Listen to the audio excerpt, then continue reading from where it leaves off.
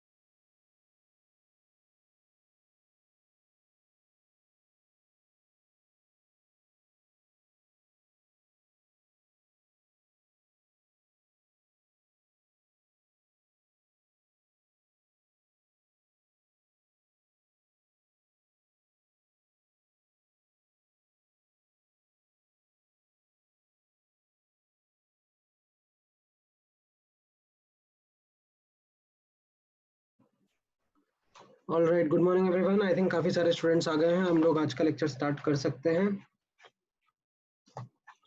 हम लोगों ने लास्ट क्लास में केमिकल काइनेटिक्स चैप्टर स्टार्ट कर दिया था।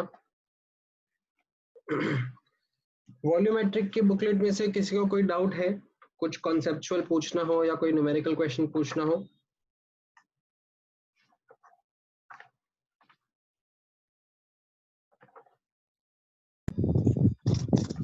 नो सर, चल रहा है सॉल्व करना।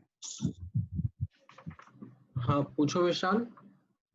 डाउट नहीं, अब तक चल रहा है, सॉल्व करना कर रहे हैं मॉड्यूल। ओके ओके, ठीक है, चलो। ऑल राइट, तो फिर केमिकल काइनेटिक्स कंटिन्यू करते हैं। हमने जहाँ पे लास्ट क्लास में छोड़ा था वहीं से पिक करते हैं। तो लास्ट क्लास का एक क्विक रिकैप अगर मैं लूँ तो हम लोगों ने इम्पोर्टेंस पढ़ा था चैप्टर का, उसका इम्पोर्टेंस क्या है, एंड हमें समझ में आया था कि chemical kinetics gives us the answer for the time taken for the reaction. ठीक है, एंड उसमें फिर मैंने आपको आउटलाइन बताया था चैप्टर का, जिसमें फर्स्ट लेक्चर में हम लोगों ने एक इंट्रोडक्शन पढ़ा था कि रेट आखिर होता क्या है, ठीक है। उसमें हमने rate of individual species and rate of reaction दोनों के बारे में अलग अलग से समझा था, एंड उनके बीच का रिलेशनशिप भी हमने डिस्कस किया था, ठीक है। So this became an important relationship, rate of reaction and individual species के रेट के बीच में। देन मैंने आपको ये भी हाईलाइट करा था कि ये जो रिलेशनशिप रहता है between rates of different species, ये मोल्स या मोलारिटी के लिए ही रहेगा, ठीक है। एंड इसको हमने यूज करते हुए दो एग्जांपल्स भी करे थे, एक जिसमें डेटा मोल्स में ही था एंड दूसरा जिसमें डेटा मास में था। तो मास वाले में आपको पहले मोल्स में कन्वर्ट करना पड़ेगा and then you have to apply the relationship, ठीक है। Then as a last topic हम लोगों ने एक इंस्टेंटेनियस रेट का भी छोटा सा डिस्कशन कर लिया था, दैट इंस्टेंटेनियस रेट क्या होता है।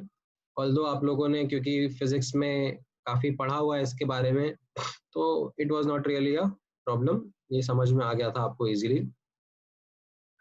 देन फैक्टर्स अफेक्टिंग रेट में हम लोगों ने लिखा था that there are many miscellaneous factors that affect the rate. Out of those all factors हम लोग तीन को डिटेल में पढ़ने वाले हैं, कॉन्सेंट्रेशन, टेम्परेचर एंड कैटलिस्ट।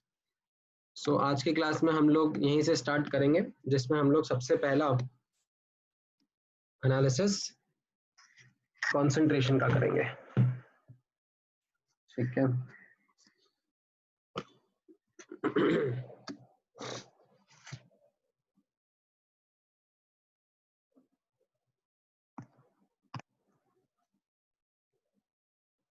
हम लोग सबसे पहले फैक्टर का डिस्कशन करेंगे, इफेक्ट ऑफ concentration ऑन, ऐसे मैं शॉर्ट पे लिख दूंगा ROR। ROR मतलब रेट ऑफ रिएक्शन, ठीक है। अच्छा, अब इसके पहले कि मैं डिटेल्स में जाना शुरू करूं, मैं आपको एक बहुत इंपॉर्टेंट एस्पेक्ट समझा देता हूं। जब हम इफेक्ट ऑफ कंसंट्रेशन समझते हैं, ठीक है, तो ये जो अंडरस्टैंडिंग रहेगी ये हेवीली एक्सपेरिमेंट बेस्ड होगी, ठीक है। हेवीली मतलब एक्सपेरिमेंट्स के बेसिस पर ही हम लोग ये समझ पाएंगे दैट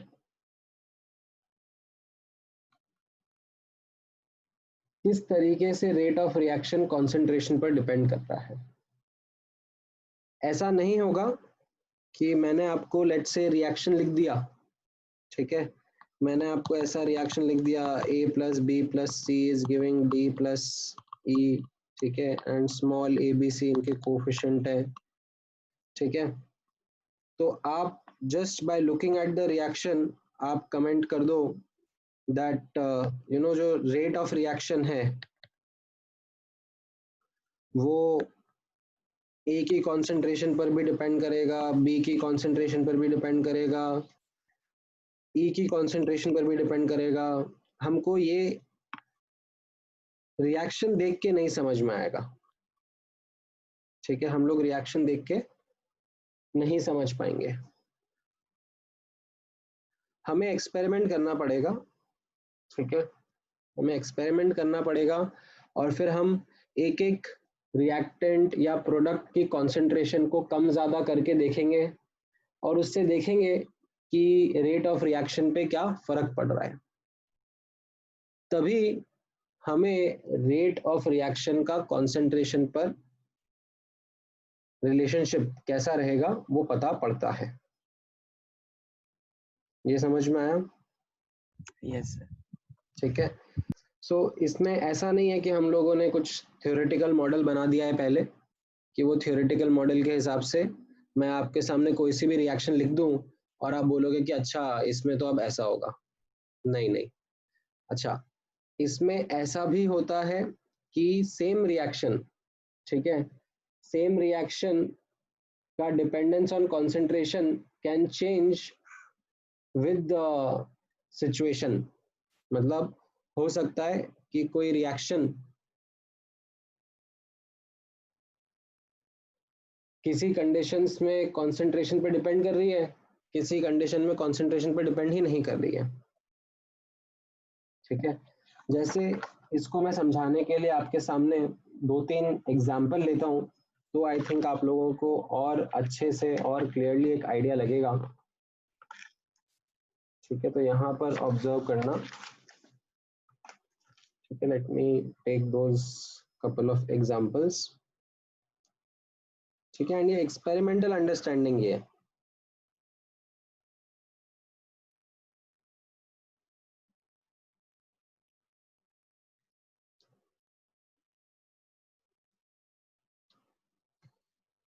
जैसे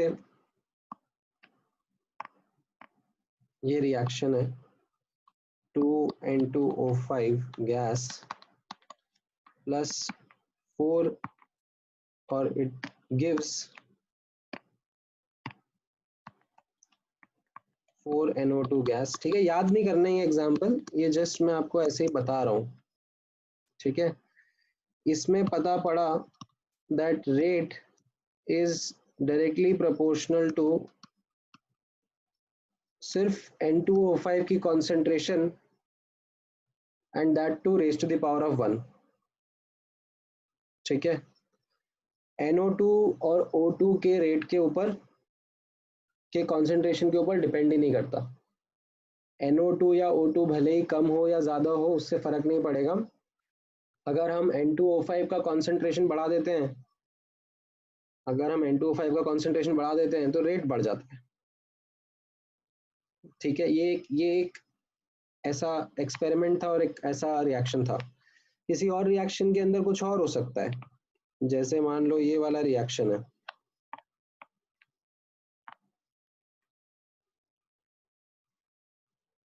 ठीक है, NO2 gas plus CO gas is giving NO gas plus CO2 gas. इसमें पता पड़ा that rate is dependent on NO2 की concentration raise to the power of 2। ठीक है, एक्सपेरिमेंटली पता पड़ा। CO की कॉन्सेंट्रेशन पर भी डिपेंड नहीं कर रहा है, NO की कॉन्सेंट्रेशन पर भी डिपेंड नहीं कर रहा है, CO2 की कॉन्सेंट्रेशन पर भी डिपेंड नहीं कर रहा है, बस NO2 की कॉन्सेंट्रेशन पर डिपेंड कर रहा है, एंड वो भी ऐसे स्क्वायर ऑफ कॉन्सेंट्रेशन पर।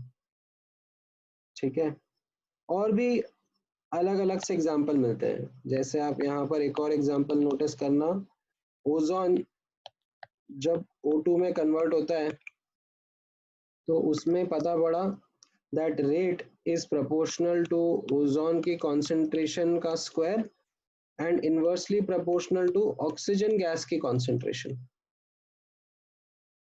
तो अगर ऑक्सीजन गैस का कॉन्सेंट्रेशन ज्यादा हो जाता है तो रेट कम हो जाता है, ओजोन का कॉन्सेंट्रेशन ज्यादा हो जाता है तो रेट बढ़ जाता है। ठीक है, और भी मिले, मतलब जैसे ये मिला H2 gas plus Cl2 gas. ठीक है, इनका हम लोग फोटोसेंसिटिव रिएक्शन करा के 2HCl बनाते हैं, तो इसमें पता पड़ा दैट रेट ना तो H2 की कॉन्सेंट्रेशन पे डिपेंड कर रही है, ना Cl2 की कॉन्सेंट्रेशन पे डिपेंड कर रही है। ठीक है, ये पावर में मैंने 0 लगा दिया दिखाने के लिए कि ना तो H2 की कॉन्सेंट्रेशन पर डिपेंडेंस है, ना ही Cl2 की कॉन्सेंट्रेशन पर डिपेंडेंस है। इसमें एक्चुअली रेट डिपेंड करती है फोटॉन्स के ऊपर कि कितनी इंटेंसिटी की लाइट डाल रहे हो आप। जितने ज्यादा फोटॉन्स उतना ज्यादा रेट हो जाता है इसमें। ठीक है, तो ये आपके सामने बहुत सारे ऐसे एग्जाम्पल्स आते हैं, उनमें बहुत सारे रेट के ऑब्जर्वेशन मिलते हैं। तो ये सब एक्सपेरिमेंट से ही पता पड़ता है।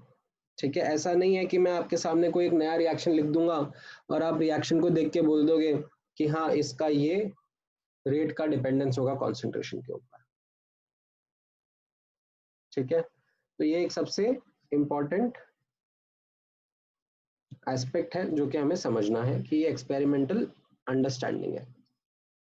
ठीक है, अब यहाँ पर देखना, अब हम इसको कैसे लिखना पसंद करेंगे यहाँ पर।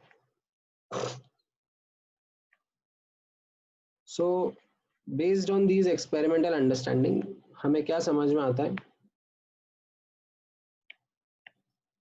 Generally rate of reaction can depend upon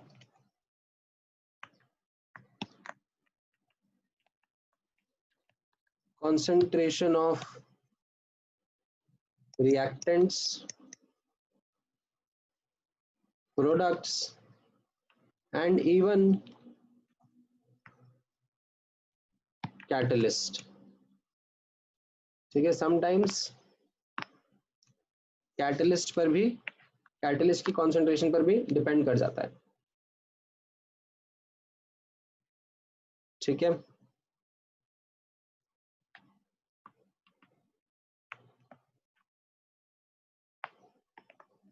these or this dependence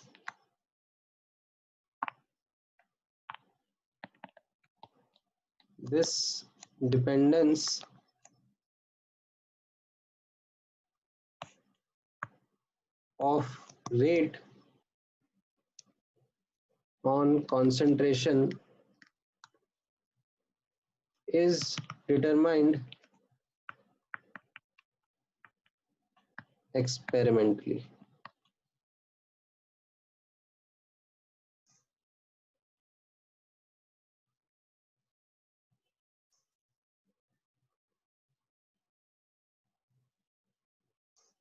ठीक है, अच्छा, इसमें ऑब्जर्व करना, generally the,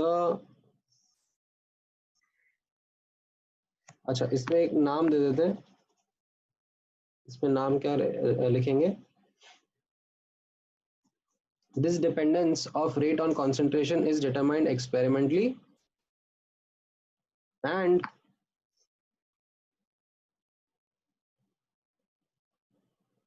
is called as rate law. ठीक है, how rate depends on concentration, उसको rate law नाम दे देते हैं। ठीक है, अब यहाँ पे नोटिस करना, generally rate law expressions are not simple। ठीक है, सिंपल नहीं होते हैं ये। ठीक है, इनफैक्ट रेट के एक्सप्रेशन, ठीक है, जो ये रेट के एक्सप्रेशन होते हैं वो समटाइम्स ऐसे मतलब अजीब अजीब से भी रहते हैं, मतलब ऐसे K1C अपॉन 1 प्लस K2C। ठीक है, तो ये कैसा हो गया, कॉम्प्लिकेटेड।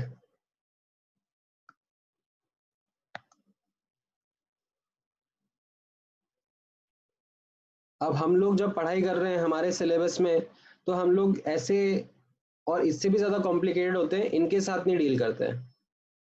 ठीक है, हम लोग थोड़े सिंपल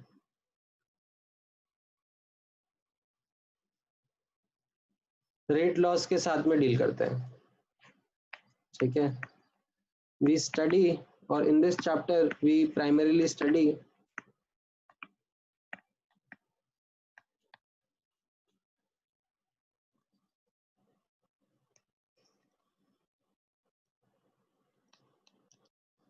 simple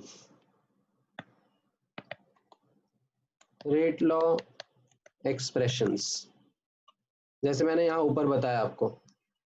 ठीक है, सिंपल सिंपल कॉन्सेंट्रेशन पे कैसे डिपेंड कर रहा है, ऐसे मतलब अजीब अजीब से एक्सप्रेशन की तरफ नहीं जाएंगे हम लोग। ठीक है, सिंपल रेट लॉ एक्सप्रेशन कैसे रहेंगे, ठीक है, सिंपल रेट लॉ एक्सप्रेशन में आप लोग देखोगे that rate will be proportional to concentration raise to the power of something, ठीक है, एंड उस raise to the power of something को हम लोग बोल देते हैं ऑर्डर, ठीक है। इस चीज को प्रोपोर्शनैलिटी को हम लोग इक्वेशन में कन्वर्ट कर देते हैं, ठीक है। कैसे? That rate of reaction is equal to k into concentration raise to the power of order, ठीक है। तो ये हमारा सिंपल सा रेट लॉ का एक्सप्रेशन रहता है, ठीक है। इसमें रेट मतलब मैं एक्चुअली ऐसे स्मॉल आर से लिखता हूँ यहाँ पर, ठीक है, स्मॉल आर। तो ये आर किसके लिए स्टैंड कर रहा है? रेट ऑफ रिएक्शन के लिए,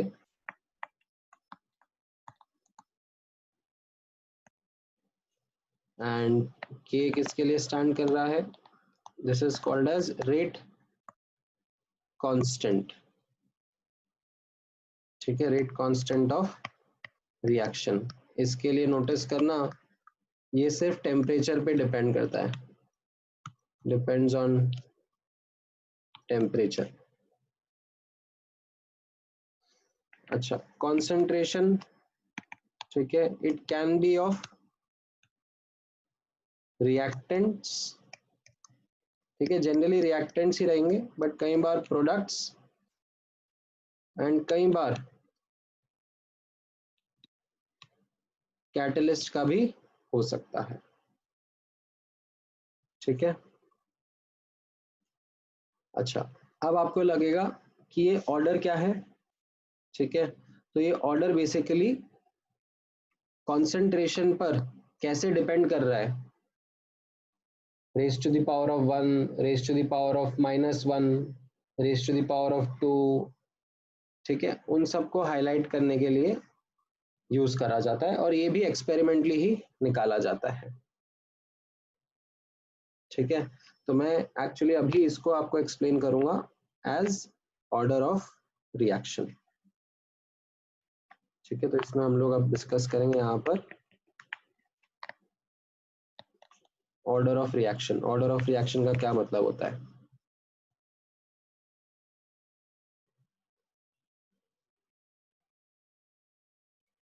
ठीक है, यहां तक का पार्ट समझ में आया? इसमें कोई डाउट है कि कंसंट्रेशन के ऊपर हम लोग डिपेंडेंसी कैसे देखने वाले हैं?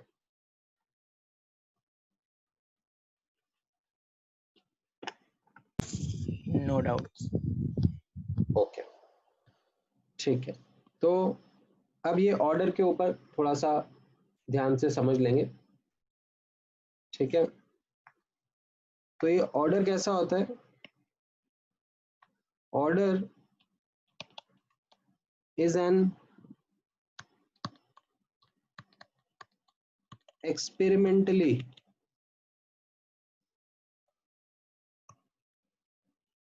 determined value which helps establish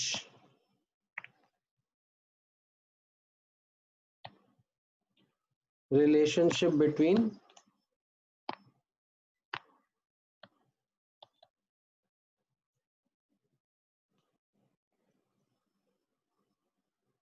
rate and concentration।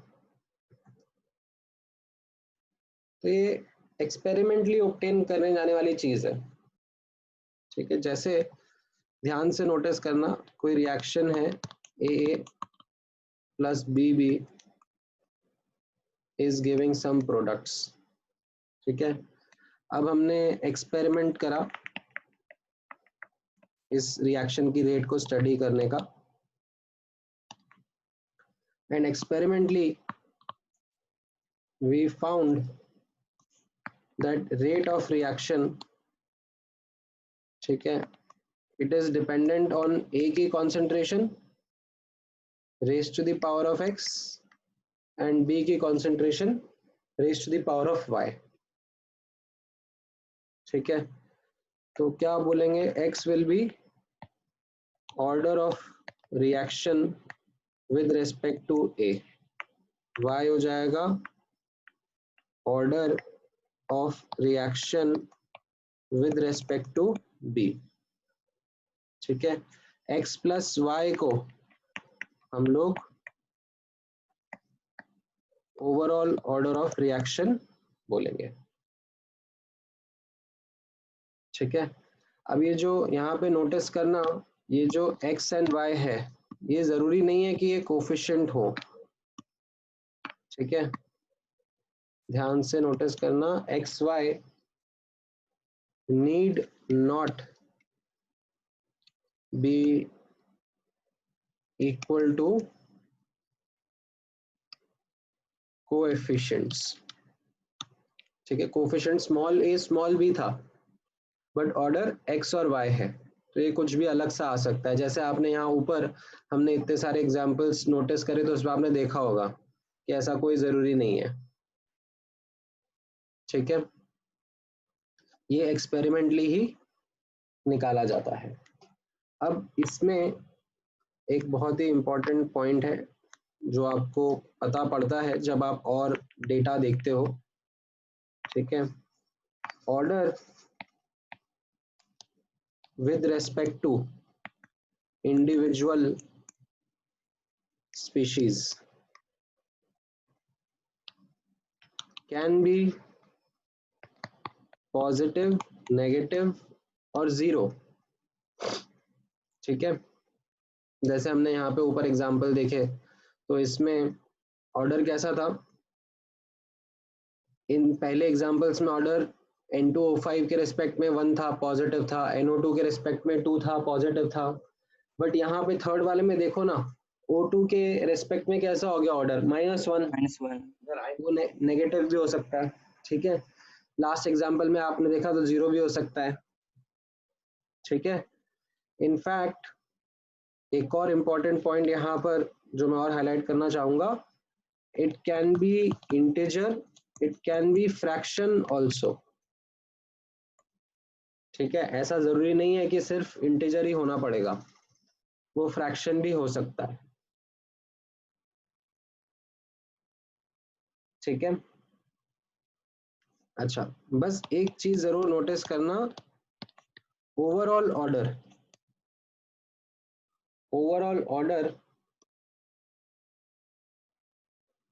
Should not be negative. ठीक है, ओवरऑल ऑर्डर मतलब जैसे यहाँ पर सब स्पीशीज के ऑर्डर का सम करा, तो वो ओवरऑल नेगेटिव नहीं आता है। ठीक है, अगर ऐसे कॉम्प्लिकेटेड एक्सप्रेशन होंगे, जैसे ये वाला मैंने आपको हाईलाइट करा था, ये कॉम्प्लिकेटेड ऐसे एक्सप्रेशन होंगे, तो इसमें ऑर्डर करना, डिफाइन करना मुश्किल हो जाएगा। ठीक है, इसमें फिर हम लोग ऑर्डर वगैरह डिफाइन ही नहीं कर पाएंगे। ठीक है, तो ऐसे केसेस के साथ में हम लोग अभी के लिए हमारे सिलेबस में डील नहीं करते हैं। ठीक है, ये जब हायर स्टडीज करनी होती है तभी हम लोग इनमें जाते हैं, अदरवाइज हम लोग ऐसे सिंपल रेट एक्सप्रेशन ही डिस्कस करेंगे। ठीक है, तो ये हमारा ऑर्डर से रिलेटेड अंडरस्टैंडिंग होगा। एंड जैसा मैंने आपको बताया that this is experimentally determined, ये बहुत इंपॉर्टेंट है।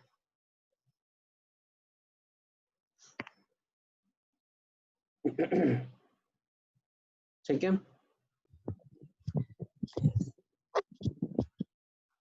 ऑल राइट, तो अब हम डिटेल्स में जाते हैं, तो हमें नोटिस करना किस तरीके से चीज़ें समझ में आएंगी। अब हम इस पे जब क्वेश्चंस पढ़ेंगे या क्वेश्चंस करेंगे तो कैसा रहेगा। ठीक है, तो यहाँ पर ऑब्जर्व करना, detailed analysis of the order of reaction is studied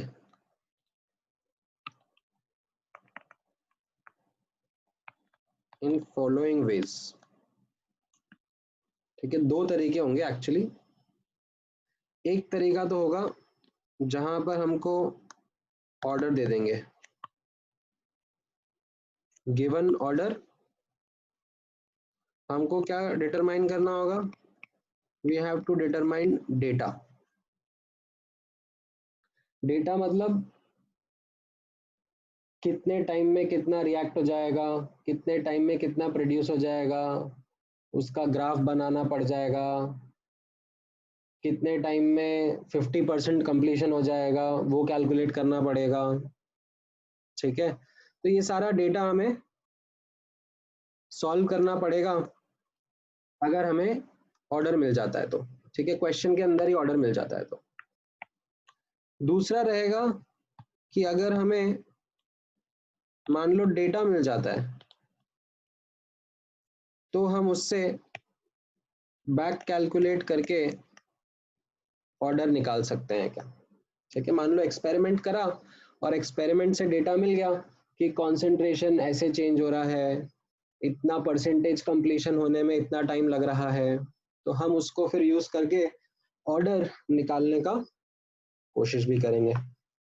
तो ये दोनों तरीके हमारे लिए इम्पोर्टेंट रहेंगे और इन दोनों में मतलब आप मान लो एक एक लेक्चर पूरा लग जाएगा। ठीक है, जैसे आज के लेक्चर में हम लोग पहले वाले तरीके के ऊपर फोकस करेंगे।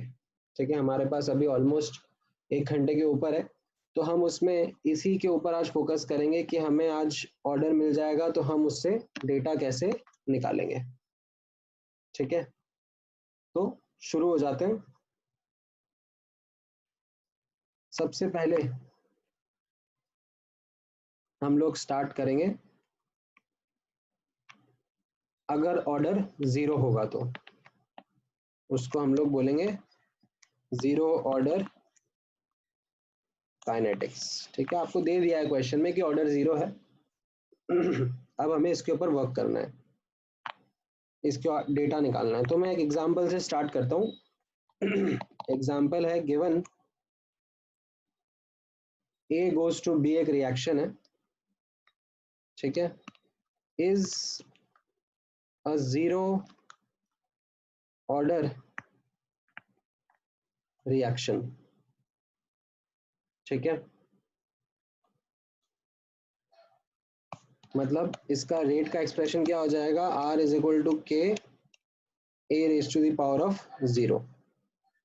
ठीक है, अगर मैं आपसे पूछूं कि के का यूनिट क्या रहेगा तो आपका आंसर क्या रहेगा,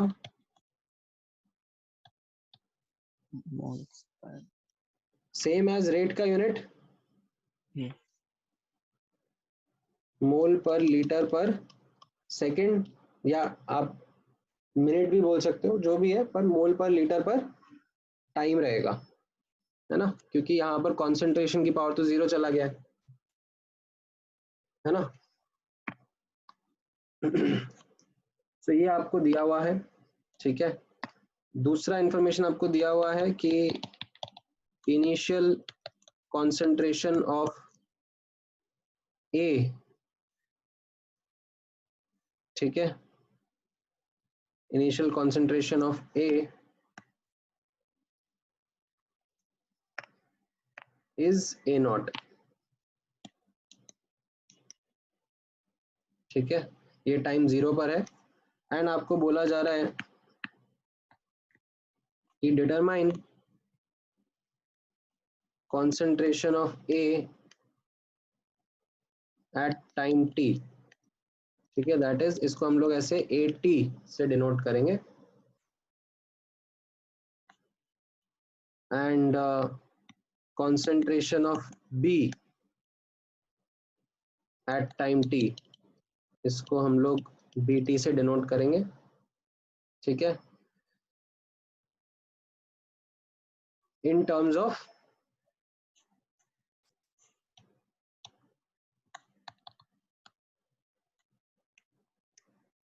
A नॉट एंड K। तो ये हमारा पहला क्वेश्चन हो गया, मतलब पहला एनालिसिस हो गया कि चलो 0 ऑर्डर है और हम इसको सॉल्व करना चाहेंगे। ठीक है, ऑल राइट। तो अब इसको सॉल्व करते हैं, तो इसका सोल्यूशन देखना। ठीक है, इसमें सबसे पहला स्टेप हमेशा यही रहेगा, start with the differential form of rate law. ठीक है, सो व्हाट इट मीन्स, इसका मतलब क्या हुआ, r इज इक्वल टू दिया हुआ है k a की पावर 0, एंड r को मैं क्या लिख सकता हूँ, r can be written as minus da by dt, है ना, ऐसे लिखते हैं हम लोग। यहाँ पर कोफिशिएंट 1 है। ठीक है, तो यहाँ पर मैंने simply minus da by dt से रिप्रेजेंट कर दिया। आपको चाहिए तो मैं यहाँ पे हाईलाइट भी कर देता हूँ कोफिशिएंट। ठीक है, ये हमने लास्ट क्लास में पढ़ा था कि रेट को ऐसे लिखते हैं, एंड ये दिया हुआ है that this is equal to k। तो अब हम क्या करेंगे, इसको इंटीग्रेट करेंगे। ठीक है, सो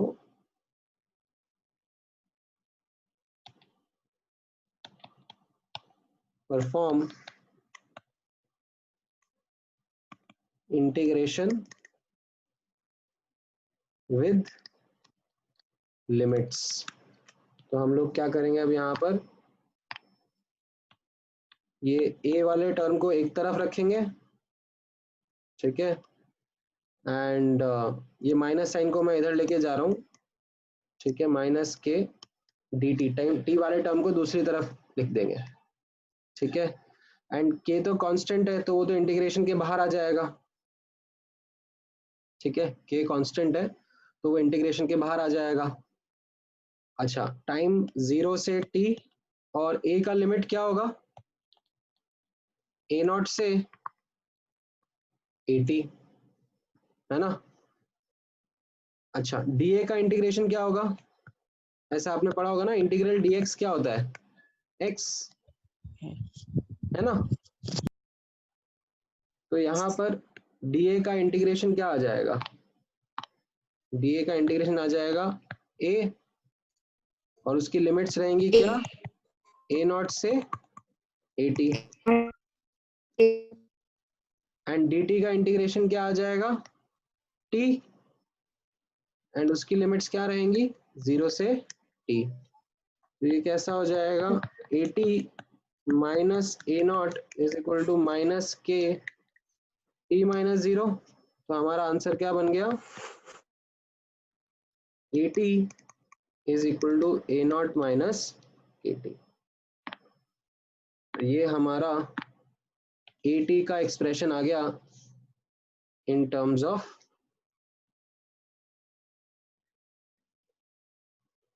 a0 and k and t। ठीक है, सो हमारा, एक मिनट मैं जूम आउट कर देता हूँ इसको।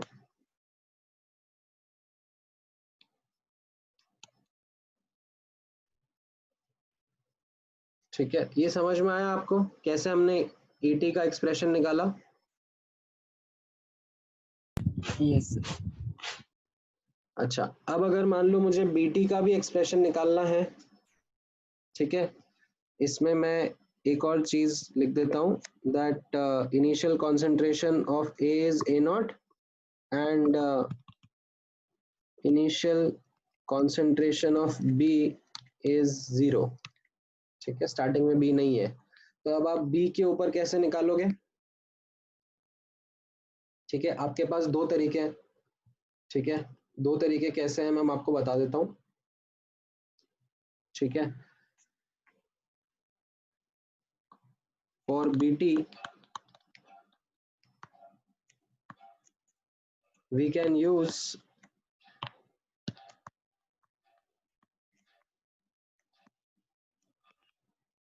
two methods। ठीक है, वो मेथड कैसे रहेंगे, ध्यान से ऑब्जर्व करना। ठीक है, मेथड 1 आप यहाँ पे ऑब्जर्व करो, कि ए से बी जा रहा है, ठीक है। मान लो टाइम 0 पर ये ए रहेगा एंड टी टाइम पर इसमें से एक्स मोल्स चले जाएंगे तो बी के एक्स मोल्स बन जाएंगे ना। तो इससे मुझे क्या समझ में आ रहा है कि A t plus B t is always going to be equal to A nought, है ना। ये मुझे यहाँ से इस एनालिसिस से समझ में आ रहा है। तो इसका मतलब क्या हो गया, इफ आई सब्स्टिट्यूट, यहाँ पर ये मैं ए टी का एक्सप्रेशन सब्स्टिट्यूट कर दूंगा तो ये क्या हो जाएगा, A not minus A T, and ये ए टी अपन ने जस्ट अभी देखा था, इसको क्या लिख सकते हैं, A not minus k T. तो ये क्या बन जाएगा, B t is equal to k T.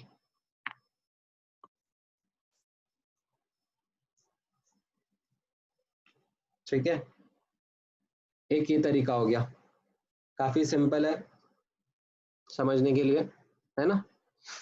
दूसरा तरीका क्या लिख सकते हैं हम लोग वापस से जैसे हमने ए का निकाला वैसे हम लोग लिख सकते हैं बी के लिए भी, क्योंकि रेट ऑफ रिएक्शन तो हम लोग बी के फॉर्म में भी लिख सकते हैं ना, प्लस 1/1 रेट ऑफ रिएक्शन में डीबी बाई डी टी भी लिख सकता हूँ,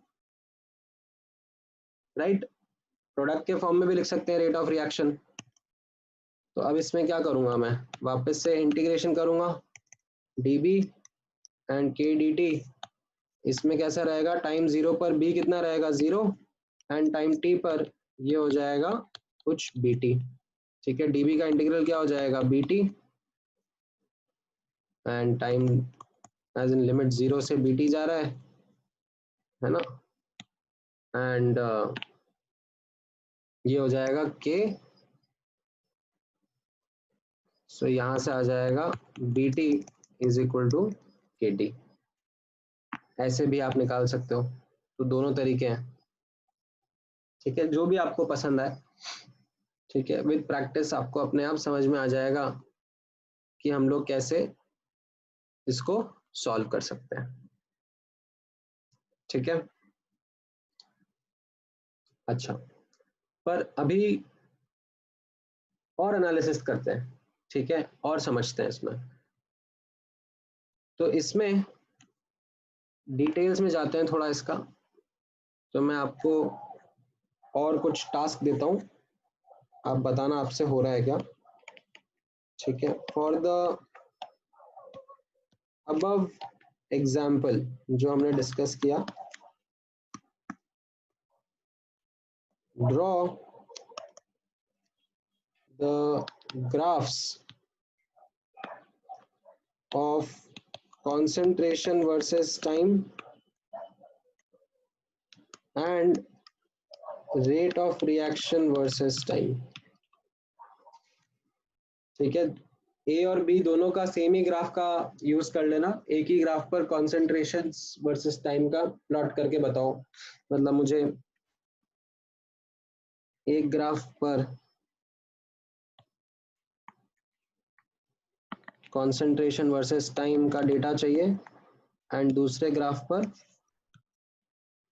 रेट ऑफ रिएक्शन, ठीक है, रेट वर्सेस टाइम का डेटा चाहिए। देखो कोशिश करो कैसा होगा, बताओ मुझे।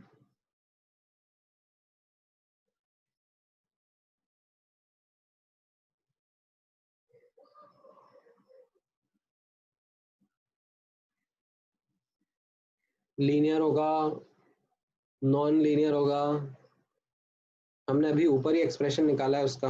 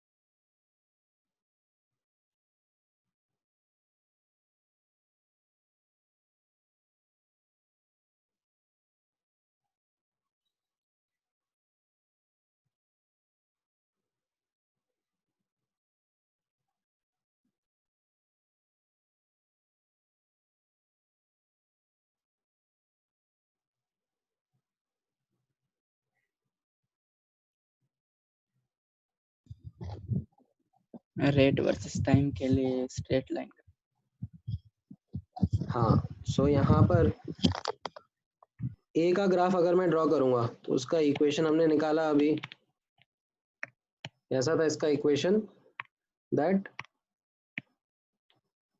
AT is equal to A not minus k t, right.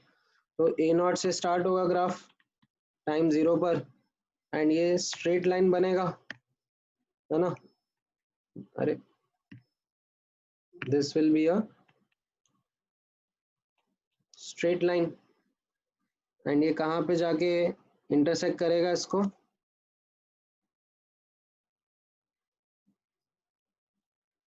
जिस टाइम पर ये इंटरसेक्ट करेगा वो हो जाएगा टाइम ए नॉट अपॉन के, है ना। ये क्या हो जाएगा, this will be time for completion of reaction, ठीक है। अच्छा, बी के लिए हमने देखा, बी के लिए कैसा है, B t is equal to k t, है ना।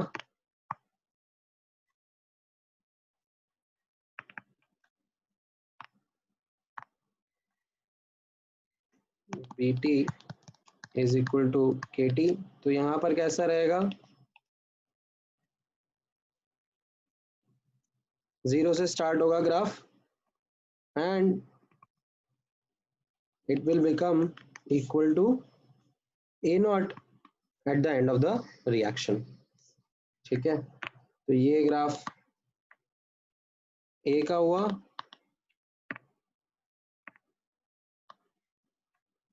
है ना। अरे ये ग्राफ ए का हुआ एंड ये ग्राफ बी का हुआ, ठीक है। अच्छा, अगर मैं आपसे अब रेट का ग्राफ पूछ रहा हूँ, rate of reaction versus time कैसा रहेगा,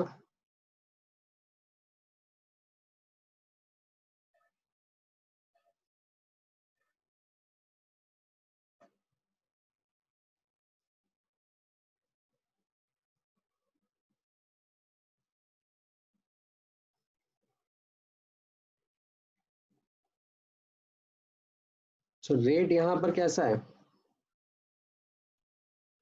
rate is equal to constant ही है, ठीक है। बस ये के रहेगा एंड ये रेट का ग्राफ ऐसा हॉरिजॉन्टल रहेगा। कब तक रहेगा ये टाइम, जब तक रिएक्शन कंप्लीट नहीं हो जाता, जो हमने अभी जस्ट निकाला कि ये ए नॉट अपॉन के है।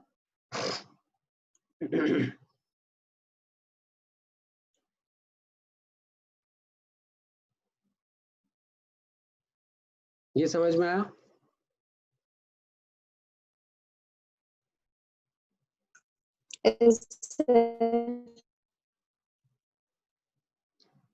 हाँ सॉरी आपकी आवाज ब्रेक हो गई, दोबारा बोलो।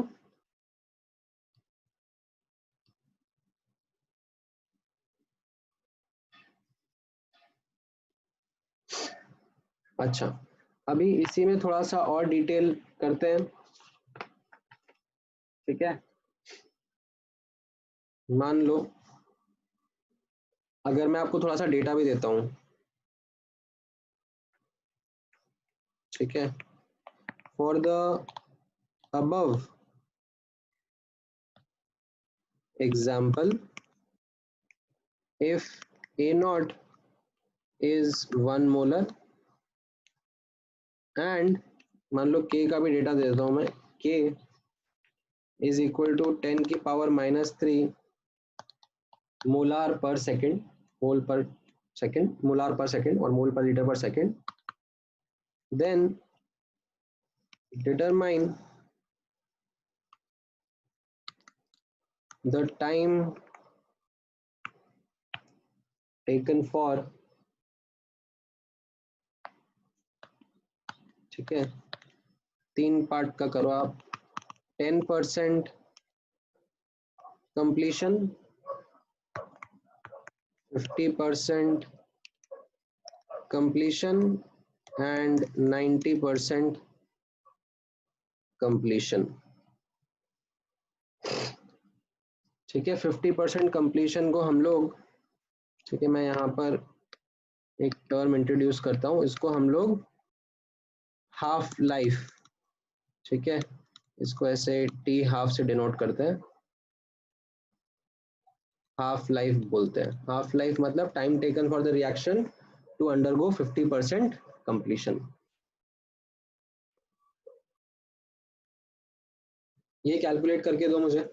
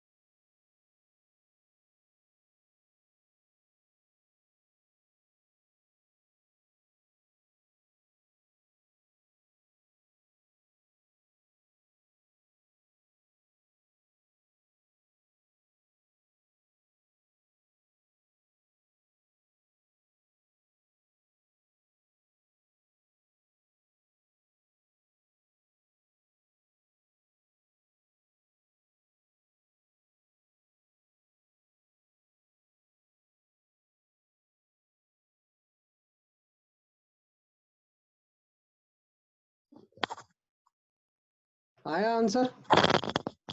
10% के लिए 10⁻⁻⁴। देखो 10% कंप्लीशन पे कितना रहेगा?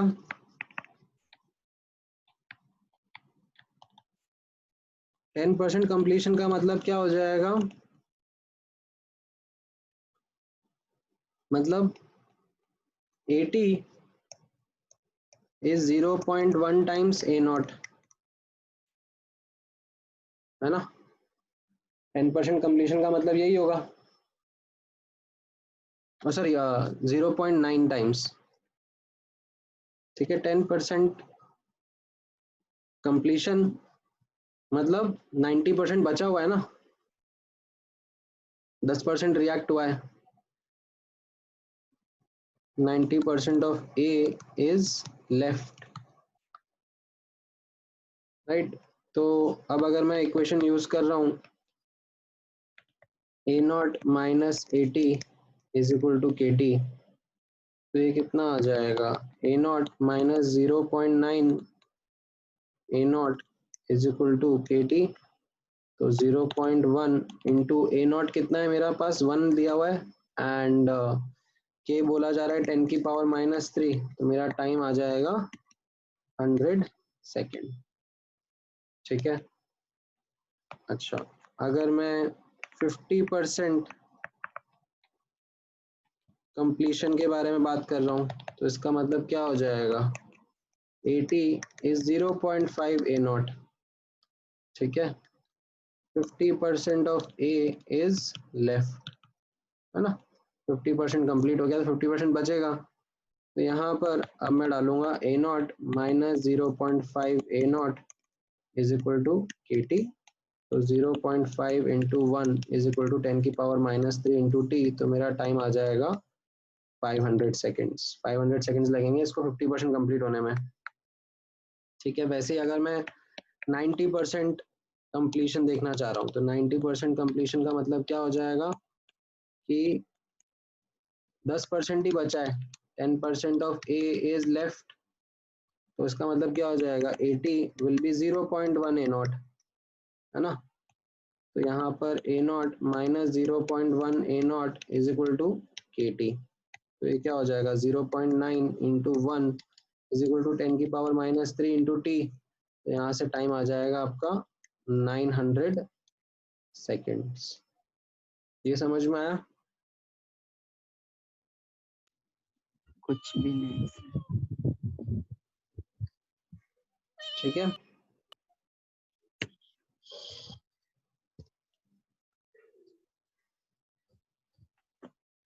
All right. अच्छा, तो अब आप एक चीज ध्यान करना, यहाँ पर मैंने स्टार्टिंग में आपको बताया नहीं था, पर मैं एक यहाँ पर नोट लिखा देता हूँ। ठीक है, इसका एक कॉमन एग्जाम्पल नोटिस कर लेना। टिपिकली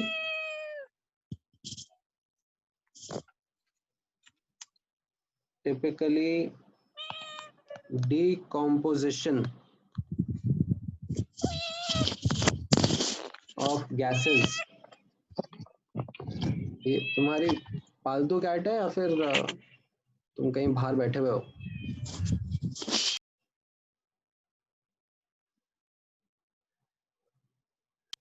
क्योंकि आजकल बिल्डिंग की एक कैट भी मेरे घर में आती है। नहीं सर, मेरी खुद की कैट है तुम्हारी? हाँ। अरे वाह, क्या नाम है? मनी। क्या नाम है? मनी। मनी, अच्छा बढ़िया बढ़िया। आजकल मैं भी, एक छोटा सा किटन है एक्चुअली नीचे हमारे सोसाइटी में, तो वो उसको मैं ऊपर लेके आ गया था, थोड़े दिन खिलाया पिलाया फिर वापस नीचे छोड़ दिया है अभी, तो अब रोज ऐसे नीचे जाता हूँ तो वो दिखता है, फिर मैं उसको जाके थोड़ा बहुत खिलाता पिलाता हूँ, ये पर सर ऊपर मेरे नहीं साथ लेके आता मैं, रहती है इसीलिए।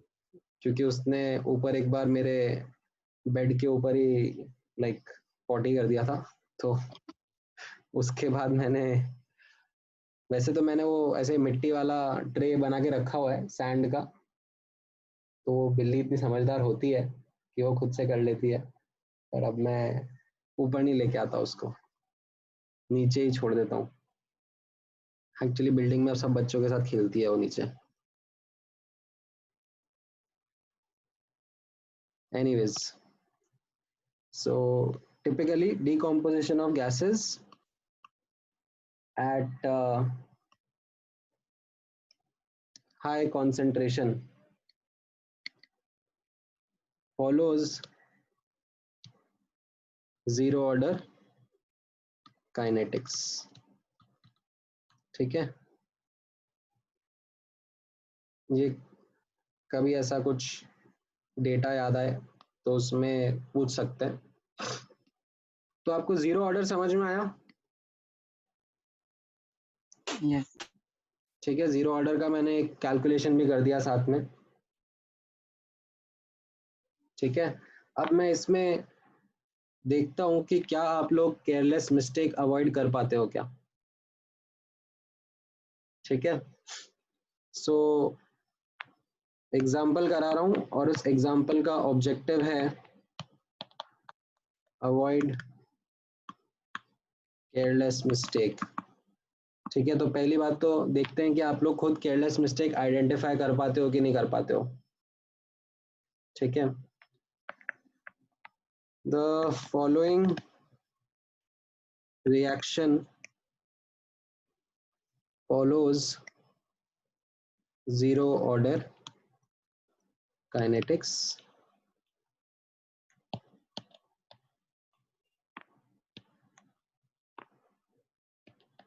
2HI गोल्ड की सरफेस पर, ठीक है, ये H2 gas and I2 gas में जाता है। ठीक है, अभी रिवर्सिबल नहीं देखते हैं एक्चुअली, जस्ट फॉरवर्ड लिखते हैं। ठीक है,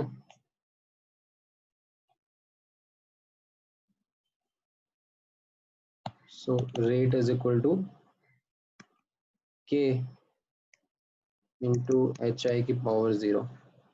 ठीक है, इफ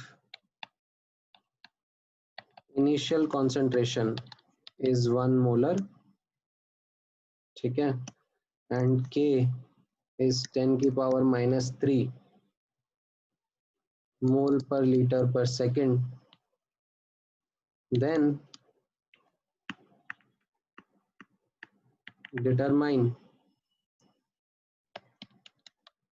T half। ठीक है, हाफ लाइफ।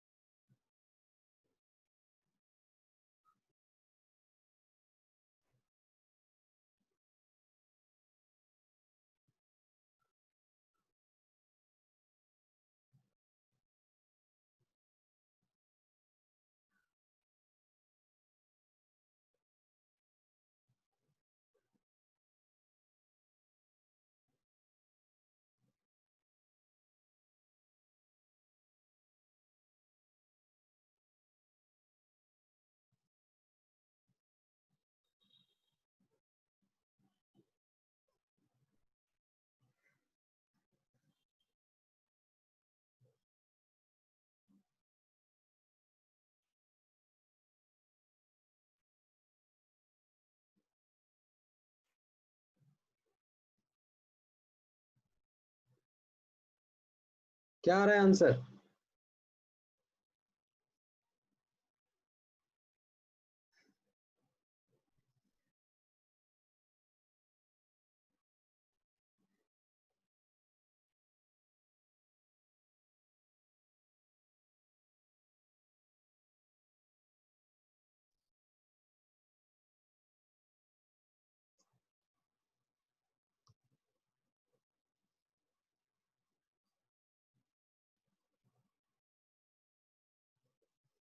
बताओ भाई, पिछले वाले क्वेश्चन जैसा ही तो है।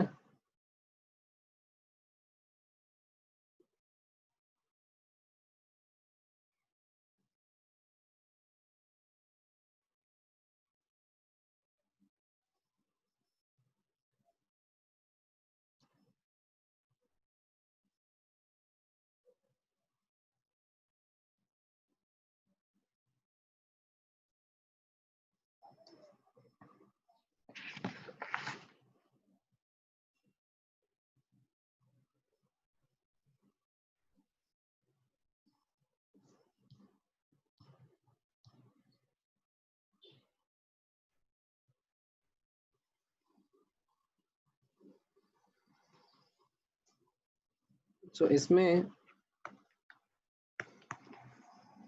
जो केयरलेस मिस्टेक है वो इस कोफिशिएंट की वजह से होगी। तो यहाँ पर देखना ना, अब रेट हम लोग कैसे लिखेंगे, -1/2 इंटू DHI/dt, है ना।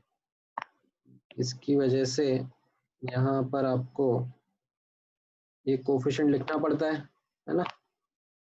एंड ये आपको दिया हुआ है कि ये k है, ठीक है। तो इसको जब आप सॉल्व करते हो तो आपका आंसर आ जाएगा HI concentration will be equal to initial HI concentration -2 kT,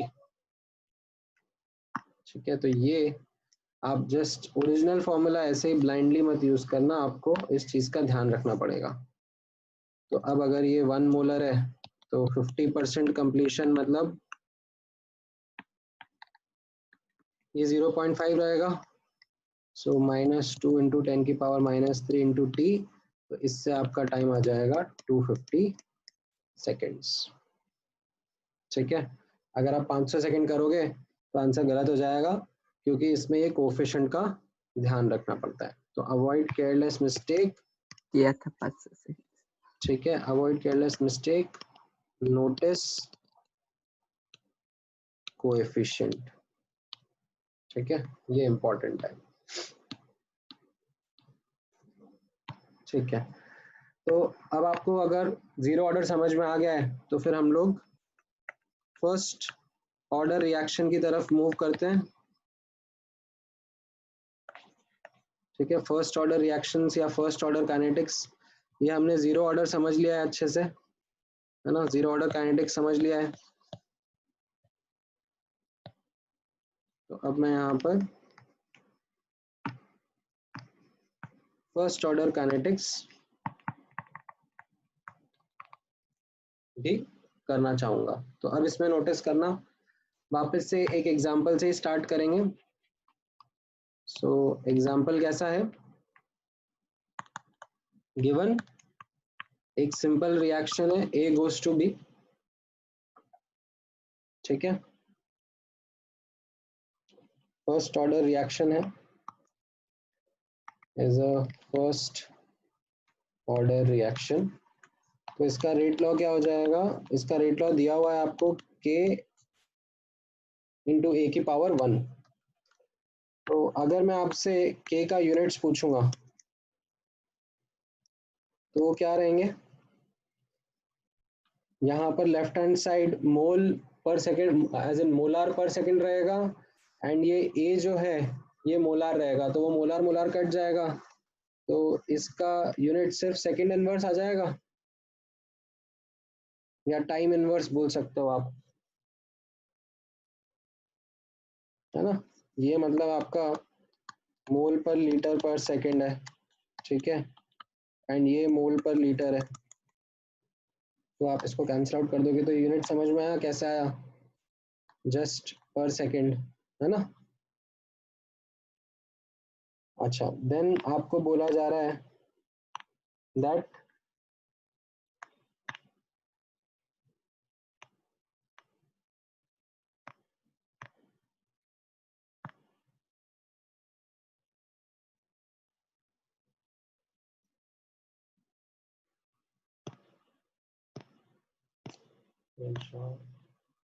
then आपको बोला जा रहा है that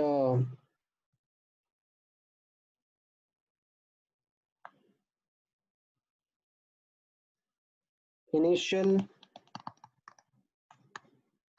concentration of A is A naught, है ना। Initial concentration of A is A naught, initial concentration of B is 0, ठीक है, इसे आपको दिया जा रहा है। एंड आपको बोला जा रहा है determine AT and BT in terms of A naught, K and T, है ना।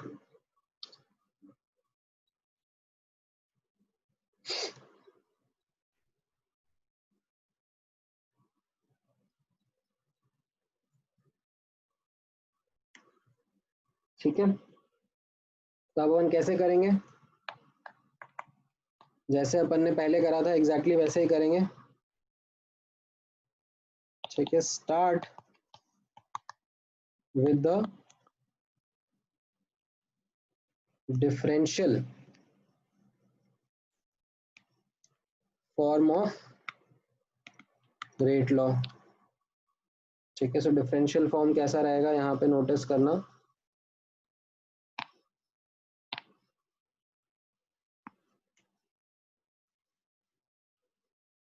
Differential form will B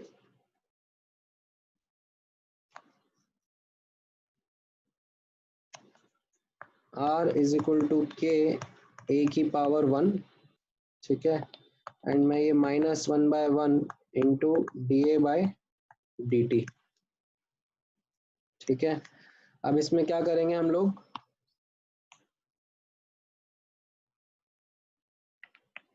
take a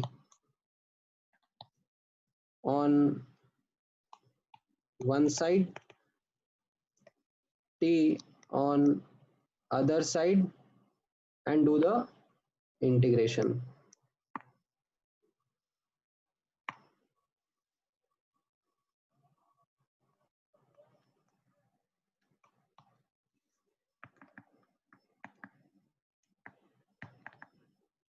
है ना,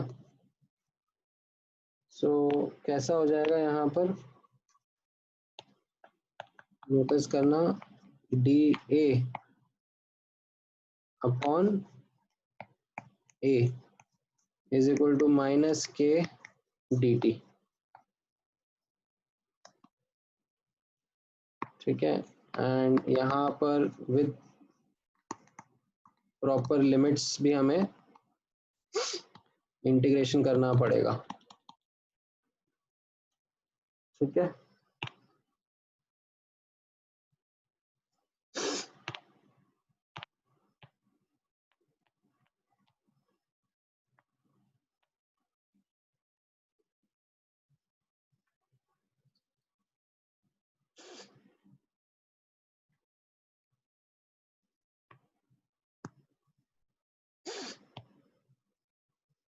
तो यहाँ पर अब आप इंटीग्रेशन करोगे इसका तो ये कैसा दिखेगा, लिमिट्स 0 से t रहेगी इसकी और a की लिमिट्स a0 से at। 1/a का इंटीग्रेशन होता है ln a, ये आपको पता होगा,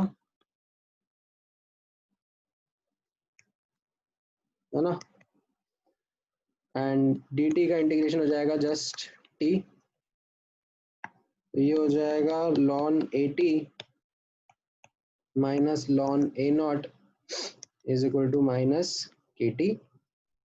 तो मैं इसको माइनस साइन को इधर पीछे लेके आ सकता हूँ, तो ln a0 minus ln at is equal to kt लिख देंगे। ठीक है, एंड इसको लिख देंगे ln a0 अपॉन at। ये आपको पता है कि नहीं पता है कि ln a minus ln b को ln a बाई b लिख सकते हैं, यस है ना, तो ये आपका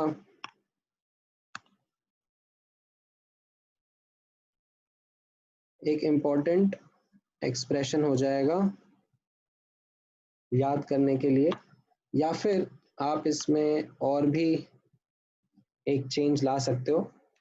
ठीक है, इनफैक्ट मैं ऐसा करता हूँ, इसको थोड़ा लेफ्ट में लिखता हूँ, ln a0 upon at is equal to kt। ठीक है, ऐसे आप लिख सकते हो इसको। ठीक है,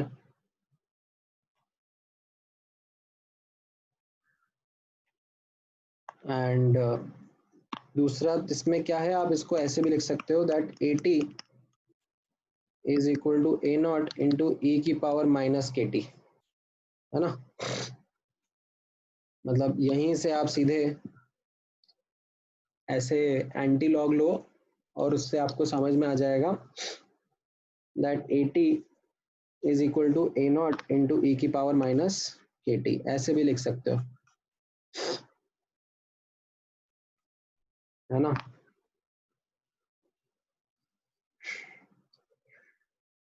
अच्छा, इसमें एक चीज नोटिस करना,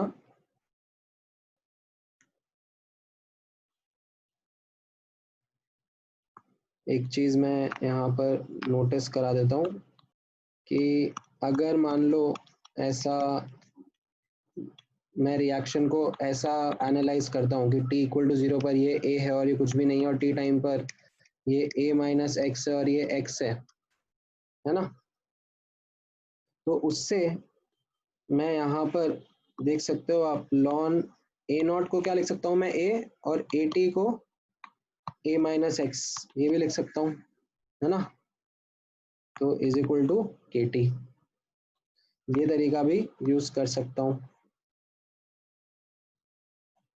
ऐसे भी कई बार आपको लिखा हुआ मिल सकता है, ठीक है।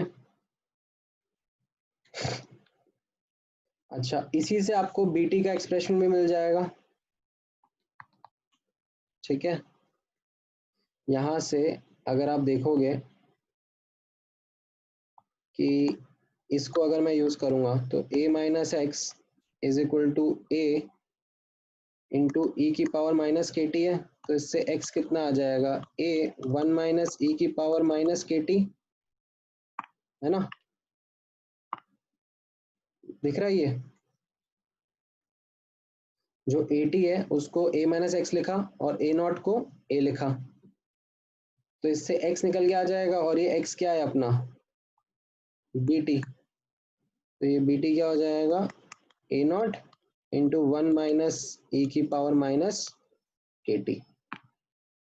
तो ये आपका बी टी का भी एक्सप्रेशन आ गया, ठीक है। तो ये फर्स्ट ऑर्डर के आपके रिजल्ट हो जाते हैं, ये समझ में आए।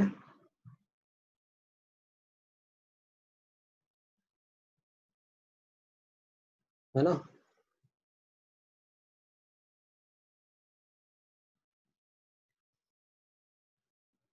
काफी क्लियर है,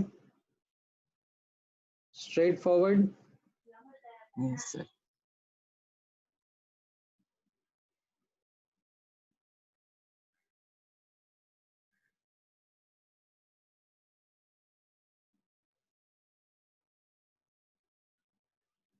ठीक है।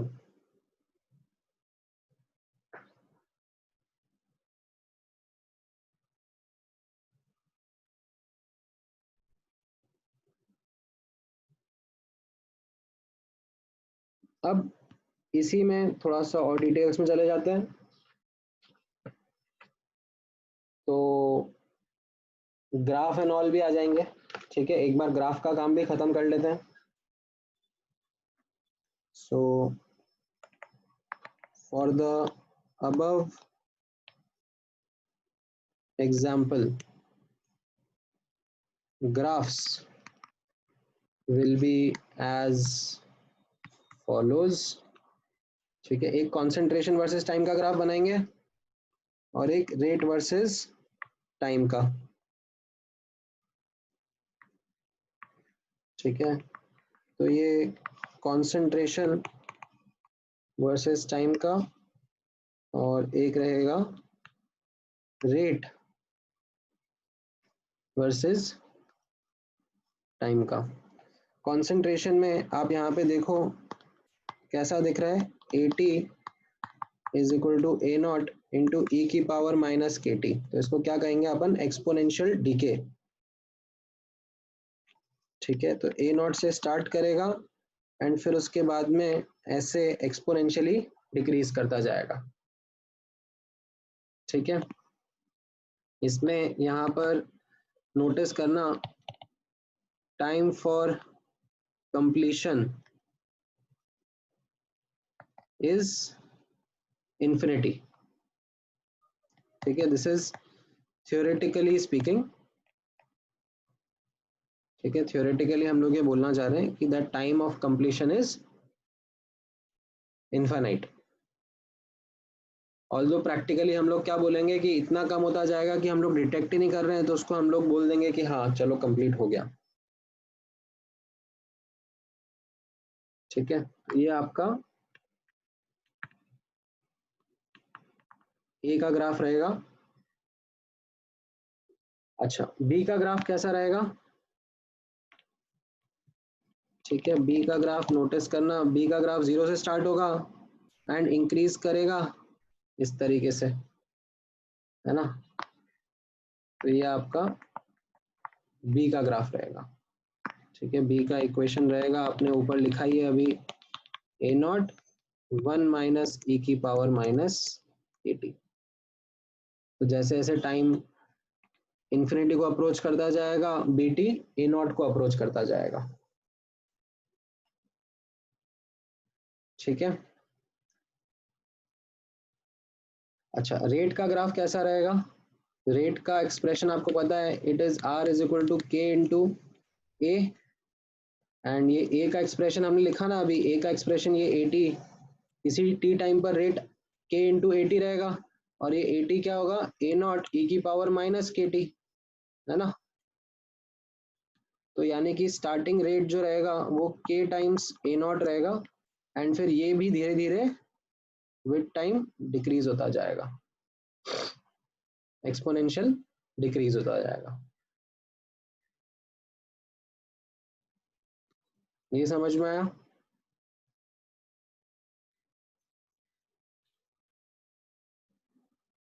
ठीक है, अब इसमें वापस से मैं आपसे वही क्वेश्चन पूछ रहा हूँ, for the above example determine T half. T half मतलब हाफ लाइफ, तो आपका क्या आंसर रहेगा? हाफ लाइफ मतलब 50% कंप्लीशन,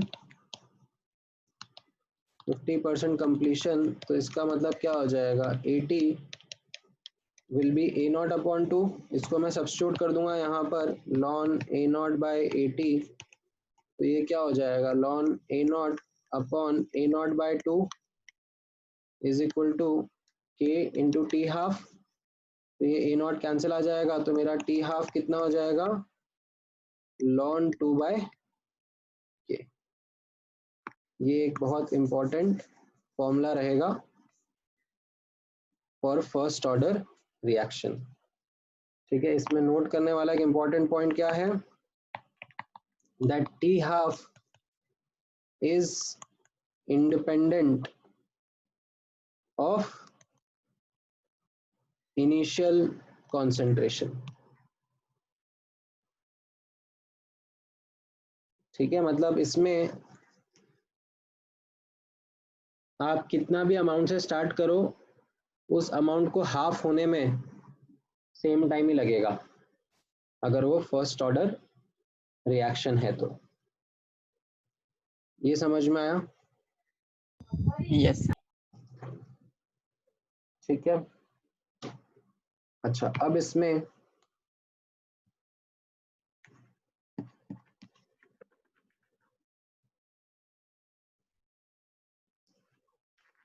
एक चीज याद रखना, एंड ये इंपॉर्टेंट रहेगा आपके लिए, वैल्यूज याद रखना। ये जो लॉन 2 की वैल्यू है ये आपको याद रखनी है, इट इज 0.693।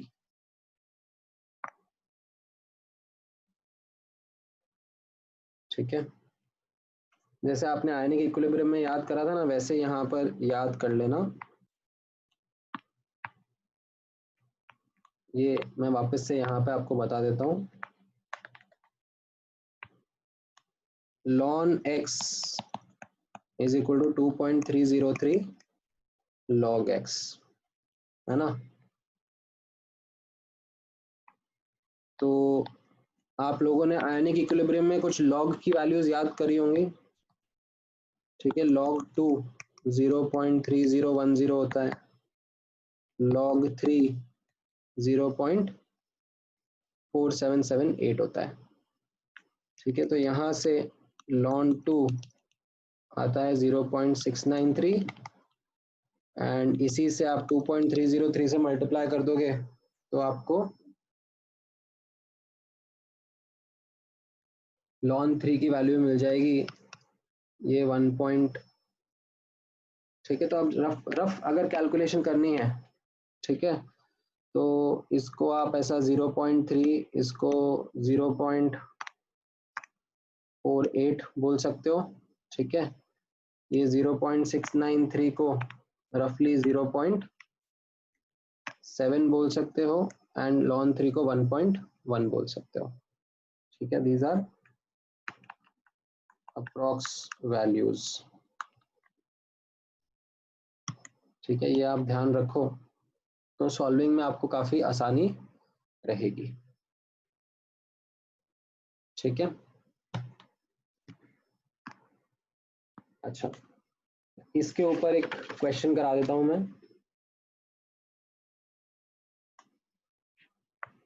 एक एग्जांपल करो।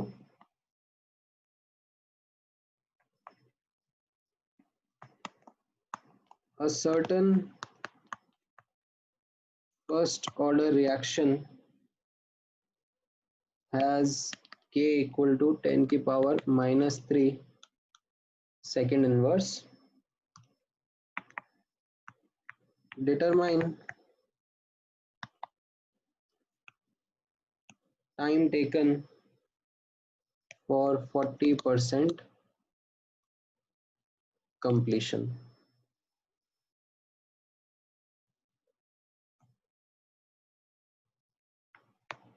बताओ इसका आंसर कैलकुलेट करके।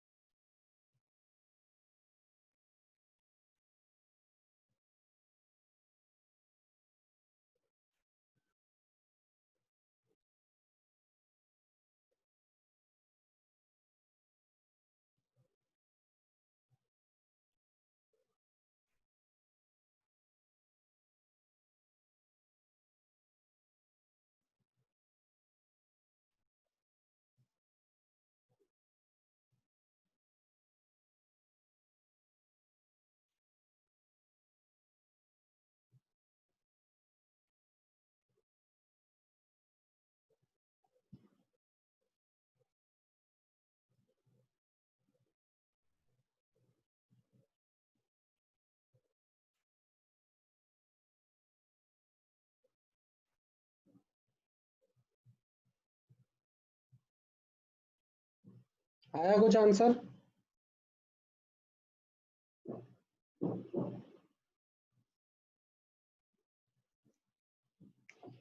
क्या हो जाएगा? 40% कंप्लीशन इम्प्लाइज 60% बचा हुआ है ना। तो 80 is 0.6 a naught. तो ln a naught upon 80 is equal to kt. तो ln a naught upon 0.6 a naught, ठीक है, ये a naught कट जाएगा, is equal to 10 की पावर -3 into t, राइट. तो 1 अपॉन 0.6 क्या हो जाएगा, ये 5/3, ठीक है. 0.6 को मैं क्या लिख सकता हूँ, 6/10, तो 10 ऊपर चला गया, 10/6 यानी कि 5/3 हो जाएगा, है ना. एंड इसको मैं लिख सकता हूँ 2.303 log 5/3, है ना. एंड log 5/3 को मैं लिख सकता हूँ log 5 माइनस log 3, राइट. अब log 5 क्या होता है, log 5 इज 1 माइनस log 2, क्योंकि 5 को मैं ऐसे 10/2 लिख सकता हूँ, एंड log 10 तो 1 होता है, राइट. तो ये मेरे पास कितना हो जाएगा, 2.303 1 minus 0.3 minus 0.48 is equal to 10 की power -3 into t. So 2303 into ये 0.28 इज योर टाइम, ठीक है.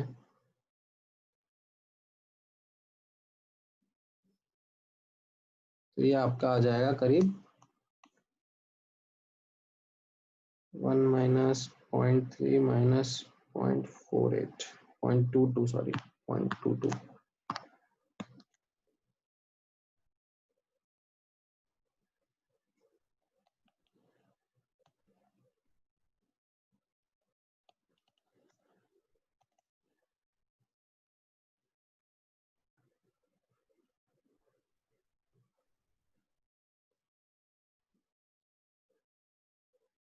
$500 something second.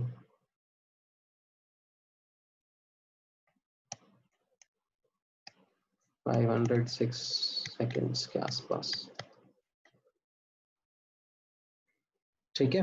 ऐसी कैलकुलेशन आपको करनी पड़ेगी, हाँ. मतलब अभी आपके पास बुकलेट है नहीं, पर अगर आपको बुकलेट मिलेगी अभी और आप प्रीवियस ईयर के क्वेश्चन देखोगे तो उसमें इतना कैलकुलेशन है क्वेश्चंस में. नीट के प्रीवियस ईयर क्वेश्चंस आप देखोगे ना, तो ये कैलकुलेशन ऐसा नहीं है कि भाई हम तो बायो के स्टूडेंट हैं, हमको मैथ्स नहीं करनी है, वैसा मत करना. थोड़ा थोड़ा ये कैलकुलेशन लॉग वाला आपको काम आएगा ही सही. मतलब इस चैप्टर में भी आएगा, आयोनिक इक्विलिब्रियम चैप्टर में भी आएगा, ठीक है. यस. एक और क्वेश्चन देता हूँ और इसमें कैलकुलेशन ही है, ठीक है. तो ट्राई करो. For a first order reaction T 0.75 upon T 0.5 will be, ठीक है. T 0.75 का मतलब क्या हो गया, 75% रिएक्शन. 0.5 का 50% रिएक्शन के लिए कितना टाइम लग रहा है, तो वो आप कैलकुलेट करके मुझे आंसर दो.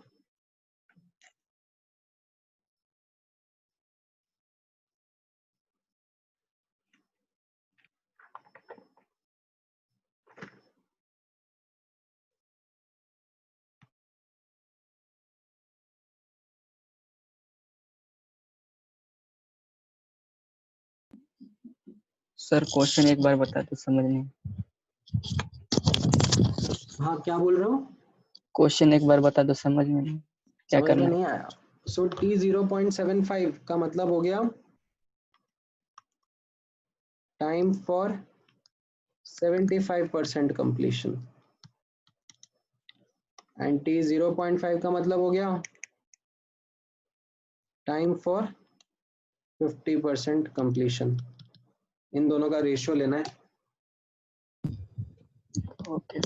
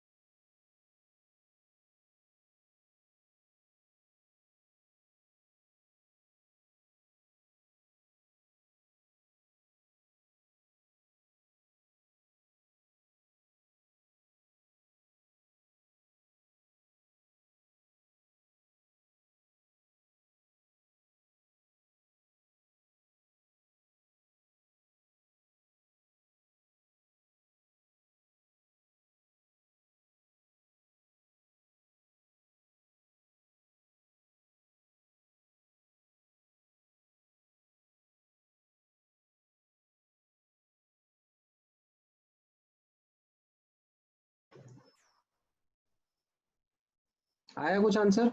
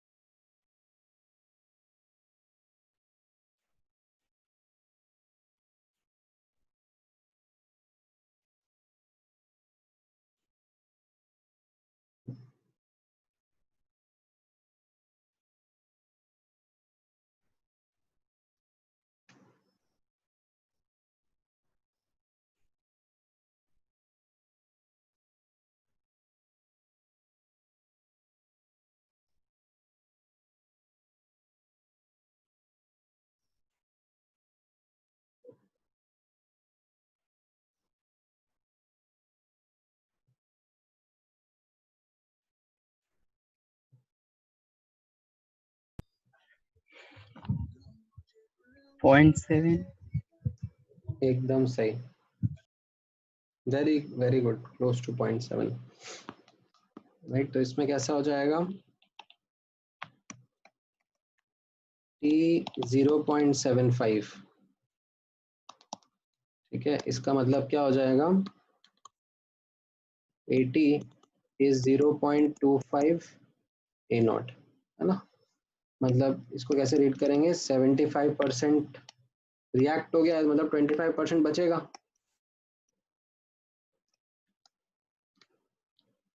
रिएक्टेड 25% लेफ्ट, है ना। सो इससे अब आप करोगे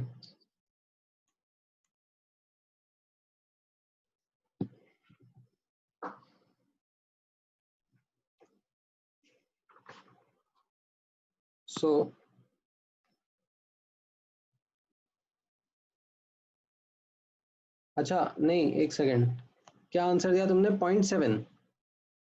हाँ नहीं नहीं नहीं नहीं, थोड़ी सी गड़बड़ कर दी तुमने, 0.7 के लिए थोड़ा सा गड़बड़ कर दिया। यहाँ पर देखो ना, ln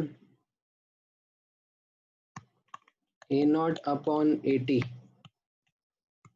is equal to k into time 0.75। तो यहाँ पर ये कितना हो जाएगा, ln a नॉट अपॉन ये a नॉट बाय 4 है ना।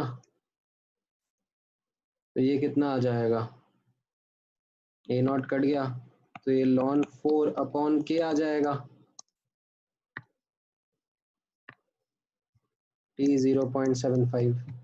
एंड t हाफ के लिए आपने पढ़ा ही है, मतलब मैं वापस से डिराइव कर सकता हूँ, बट ln 2 बाई के इज t हाफ, t 0.5। तो इसको अगर मैं डिवाइड कर दूंगा, t 0.75 अपॉन t 0.5, तो ये क्या हो जाएगा, ln 4 अपॉन के डिवाइड बाय ln 2 अपॉन के। अब ln 4 क्या हो जाएगा, 2 ln 2, तो 2 आंसर आ गया ना आपका।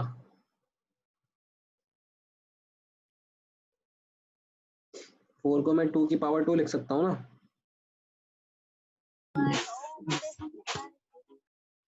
समझ में आया? यस। ठीक है, चलो एक और एग्जांपल करते हैं, या ये एग्जांपल आप लोग मुझे नेक्स्ट क्लास में भी करके बताओगे तो चलेगा। मैं लिख देता हूँ यहाँ पर, a certain first order reaction takes 10 minutes to undergo 20% completion। ठीक है, determine time in minutes to undergo 80% completion।